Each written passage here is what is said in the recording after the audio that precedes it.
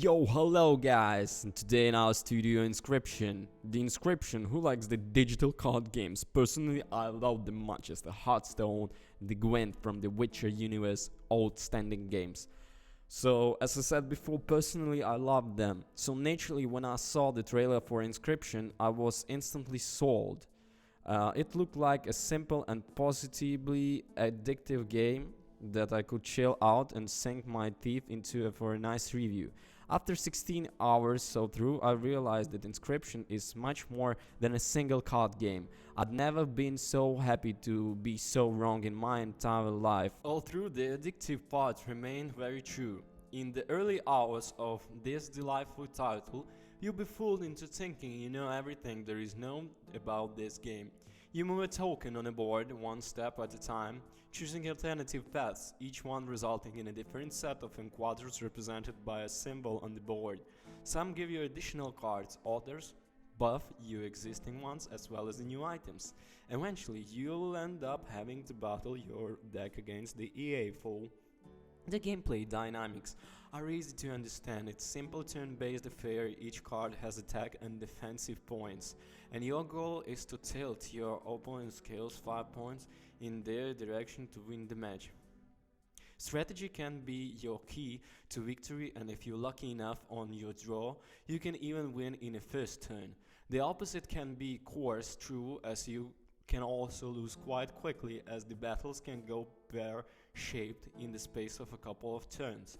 Boss battles add an extra element to the formula, and once you understand what they are, you can strategize accordingly to secure the win and move to the next act.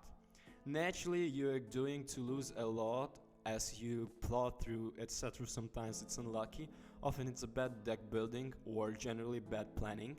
Don't read too much through, you mean to lose that there are some roguelike elements that enable you to have better cards and items to help you on the next run. Right here, you're probably drawing a picture in your mind about what Inscryption is all about and what to expect. Don't worry, my brain did, even through the game was hitting at some mysteries and lore in between my turns. Nothing really prepared for me will happen once I beat in the first boss. Without dumping any spoilers here, the game changes. More story, more mystery, and flicking the core gameplay on its head. This meant learning new rules, figuring out new strategies, and building decks that complement them. Inscryption continues to go this right up until the end. Finishing the game will likely leave you with many questions in your head. Due to the nature of game, you'll likely miss a bunch of secrets through your first playthrough.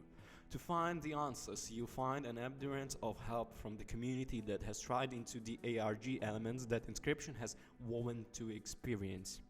Your opponent isn't simulating another player and doesn't play by the same rules. He's more like a dungeon master, the dealer of the hands of fate, narrating in quarters and putting on voices and masks no portrait NPC as you cross a map. There's a gold in camp cards. He holds there as a Prosector, a boss enemy whose pickaxe transforms cards into rocks. Then he takes off the mask and sets up for minutes around a campfire to play out a scene with suspicious starving travelers who've offered to warm one of your beasts by their fire. He may be a murderous kidnapper, but he puts in so much effort I kind of respect him. I spent hours in the Elder Scrolls Legends playing through the single-player storylines, which are fun for their twist. A stone wall across the middle of the table, a storm-tossed pirate ship that slides card back from fort. Inscryption twist can be just as novel. For one match, every war card giant, the ability to fly in another, a hook drags my cards across the board and turns them against me. Inscryption is the work of Daniel Mullins Games, who previously made Pony Island and then Hex. All three of the games more layered than a winning Great British Bake Off cake. When Inscryption revealed more layers, I won't spoil exactly what, but they are significant, it felt more like a core than a revelation. Where Pony Island was lean and pointed, Inscryption is more like the Hex, which was overstuffed with ideas and didn't do all of them justice.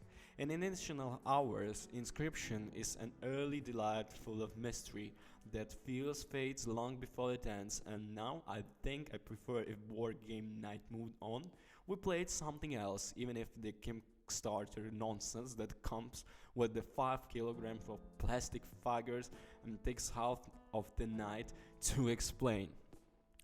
Like the most deck builders, Inscryption is run-based. Losing means starting over. Through you get to design one new card can be found in future runs, and they can be obscenely overpowered if you do it right. Plus any solved puzzles in the cabin remain solved. Initial defeats still felt like progress, but after my fifth successful run, I had to solve another puzzle and then repeat the victory, and then was when I came a drag.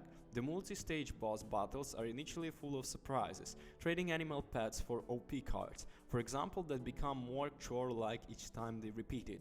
The lovely creepiness of a game in which cards beg not to be sacrificed, and fungal doctors offered to solve them apart and stage them together was eroded by and repetition. So, Inscryption is full of charm, humor, and healthy dose of mystery.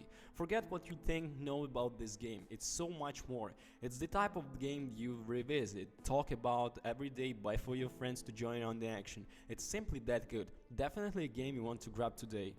Inscryption is so much more of a game than my brain ever thought it could be. At every turn I surprised and surpassed my expectation. Brilliant from start to the finish. Links in the description. Peace. And don't you forget, guys, to subscribe. Thank you so much.